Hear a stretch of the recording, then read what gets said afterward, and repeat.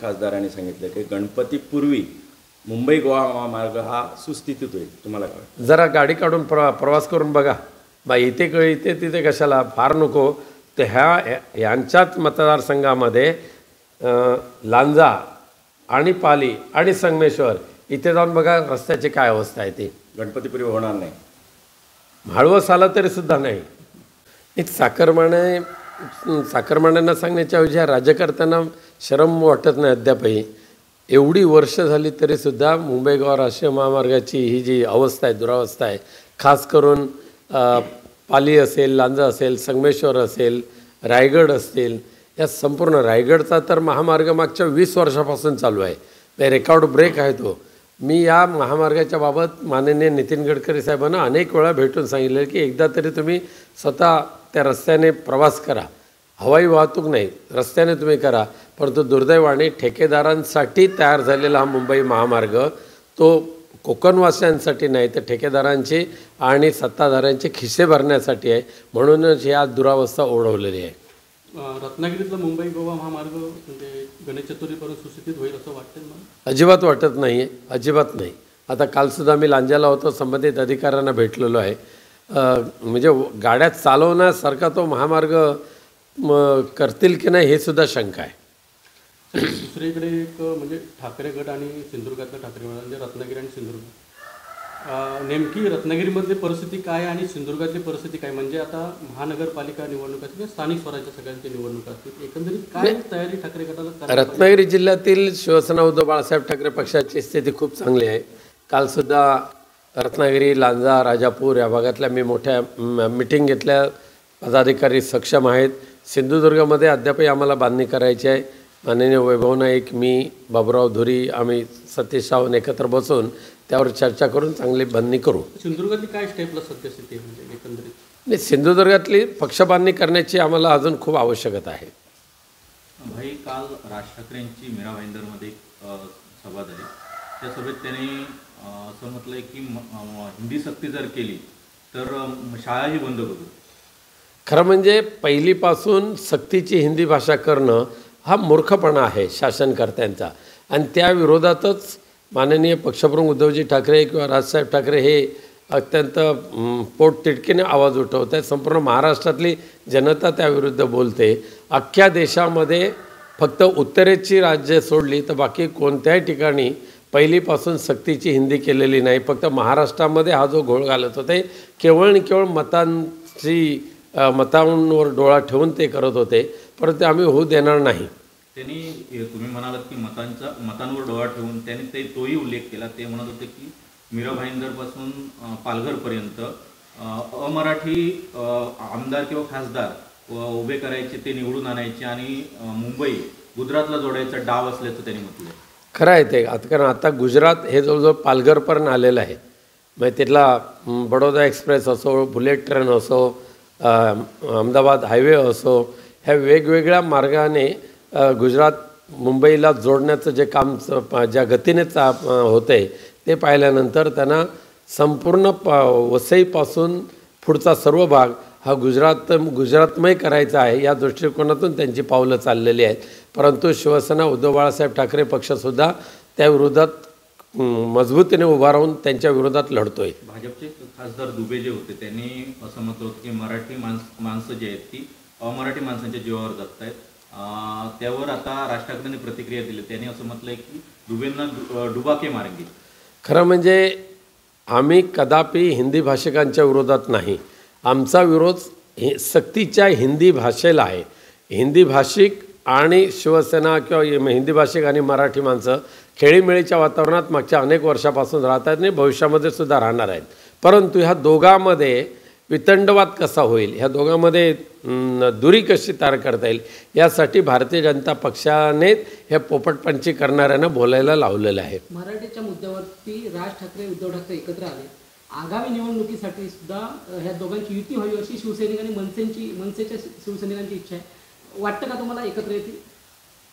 ठीक आहे, अजून निवडणुका प्रत्यक्ष जाहीर झालेल्या नाहीत. त्यावेळेला खरे युतीच्या ज्या चर्चा असतात ह्या निवडणुका जाहीर झाल्यानंतरच होत असतात. पण आशा धरायला पाहिजे. सगळे जे महायुतीचे घटक आहेत ते एकत्र निवडणूक लढण्याची शक्यता आहे. अशा परिस्थितीत राज ठाकरे जर सोबत आले तर कशा पद्धतीने त्याचा फायदा होईल काय सांगा? नाही, चांगलंच होईल ते. सर्वांनी मिळून एकत्रित येऊन भाजप तर जे इतर पक्ष आहेत हे गद्दार गट सोडून त्या सर्वांनी एकत्रित येऊन लढलं तर तो महाराष्ट्राच्या हितासाठी योग्य ठरेल. भाई, विधानसभेत परदिवशी राडा झाला, तर या राड्यासंदर्भात काय सांगा? खरं म्हणजे मुख्यमंत्र्यांचं दुसरं वाक्य महत्त्वाचं आहे. मुख्यमंत्री म्हणाले की जनता म्हणते की आमदार लोकप्रतिनिधी माजलेत, आणि तो खरं आहे त्यांचं. कारण मागच्या ह्या अधिवेशनमध्ये काही आमदारांनी आपला मुजोरीपणा जो दाखवलेला आहे त्यामुळेच अत्यंत पोट तिडकीने बोललेले हे मुख्यमंत्री, आणि त्यांचे ते उद्गार खरे आहेत. त्यांच्यावर कंट्रोल करायचं काम, त्यांच्यावर अंकुश ठेवायचं काम अखेरीस पक्षप्रमुखांचं आहे. गद्दार गटाचे जे आमदार ज्या पद्धतीने सैराट होऊन फिरतायत, वागतायत, हे महाराष्ट्रातल्या लोकसंस्कृतीला, लोकशाहीला शोभा देणारं नाही. चिपी संदर्भात गणपती उत्सव फक्त 1 महिन्यावर राहिला आहे. खासदारांनी सांगितलं यावेळी की माझी बोलणी चालू आहे रेल्वे मंत्र्यांशी. काय 24 ऑगस्टला आता 1 वर्ष पूर्ण होईल. अनेक कष्ट करून प्रयत्न करून आम्ही सिंधुदुर्ग विमानतळ चालू केला होता, परंतु दुर्दैवाने ह्या खासदारांच्या कारकिर्दीमध्ये तो जो विमानतळ बंद पडला आणि त्यांची काम करण्याची पद्धत पाहिली तर तो विमानतळ लवकर सुरू होईल अशी आशा बिलकुल नाही. यावर बोलताना त्यांनी असं पण म्हटलंय की मी सध्या पत्रव्यवहार चालू आहेत माझे. पत्रव्यवहार कशाला हवा आहे? अगोदरचे जे खासदार होते त्यांना जाऊन विचारा विमान कसं चालू होतं ते. त्यांना जर शिकायचं असेल तर माझ्याकडे शिकवणी लावावी त्यांनी, मग मी शिकवेन की तिथे केवळ पत्रव्यवहाराने काम होत नसतं, तर संसदीय आयुधाचा वापर करावा लागतो. मंत्री महोदयांना भेटावं लागतं, एव्हिएशन डिपार्टमेंटच्या DGCAच्या अधिकाऱ्यांना भेटावं लागतं आणि ती प्रगती करून घ्यावी लागते. इथे कणकवलीत बसून किंवा मुंबईमध्ये आरामशीर झोपून विमानतळ चालू होणार नाही आहे. शक्तिपीठ मार्ग बदलून होणार, त्याचा फायदा कोकणाला होईल असं पालकमंत्री म्हणतात आणि स्थानिक आमदार म्हणतात. पण स्थानिक जनता का त्याच्या विरोध करते? त्यांच्यामध्ये फक्त हा शक्तिपीठ महामार्ग गुजरात आणि राजस्थानच्या धनदांडग्या कॉन्ट्रॅक्टरांसाठी आहे, तो कोकणवासियांसाठी किंवा महाराष्ट्रासाठी नाही आहे. खऱ्या अर्थाने कोकणला जर जोडायचं असेल तर कोस्टल रोडचं काम चालू करा लवकर, मुंबई गोवा रोड लवकर तयार करा. एवढा मोठा शक्तिपीठ महामार्ग बनवण्यामागे जवळजवळ प्रत्येक किलोमीटरला 100 कोटी रुपये लागणार आहेत. तर हा आटापिटा केवळ ठेकेदार आणि त्यांच्या ठेकेदारीवर जगणाऱ्या ह्या राज्यकर्त्यांसाठी आहे. तो शक्तिपीठ महामार्ग हे आहे तो नागपूरपासून गोव्यापर्यंत जोडण्याचा नेमका घाटला जातो. कारण शक्तिपीठ बस या देशातले जेवढे मोठे कॉन्ट्रॅक्टर आहेत त्यांचे खिसे भरण्यासाठी आणि त्यांच्या माध्यमातून ह्या सत्ताधाऱ्यांची टक्केवारी मिळवण्यासाठीच हा शक्तिपीठ आहे, लोकांसाठी नाही. राजू शेट्टी परवा सिंधुदुर्गामध्ये होते, त्यांनी असं म्हटलंय की फटके खाऊन जर महामार्ग कोकणाचं भलं होणार असेल तर मी, आणि जर रद्द होणार असेल तर मी खासदारांचे फटके खायला तयार आहे असं त्यांनी वक्तव्य केलं. नाही, हे फटके मारणं, तुडवणं, फेकून देणं ह्यापेक्षा बाकीची भाषा या खासदारांना काही येतच नाही आहे, आणि त्यामुळे त्यांच्या अशा उत्तराकडे आम्ही बिलकुल किंमत देत नाही. पण राजू शेट्टींच्या बरोबर आम्ही खंबीरपणे कोकणवासी आणि शिवसेना उद्धव बाळासाहेब ठाकरे पक्ष राहिलेला आहे. त्यांनी असं म्हटलं की रक्ताचा शेवटचा थेंब असेपर्यंत या महामार्गाला आपला विरोधच राहील. आम्ही सुद्धा तेवढ्या ताकदीने राजू शेट्टींच्या नेतृत्वाखाली शक्तिपीठ महामार्गाला विरोध करू. शेवटचा प्रश्न, अधिवेशन काळामध्ये एका कार्यक्रमामध्ये मुख्यमंत्री देवेंद्र फडणवीस आणि उद्धव ठाकरे यांच्यात बरीच चर्चा झाली, मनोमिलन झालं असं चर्चा होते. भविष्य काळात भाजप आणि ठाकरे शिव यांची एकत्र येण्याची काय नांदी आहे? नाही, तशा पद्धतीची अजिबात शक्यता नाही.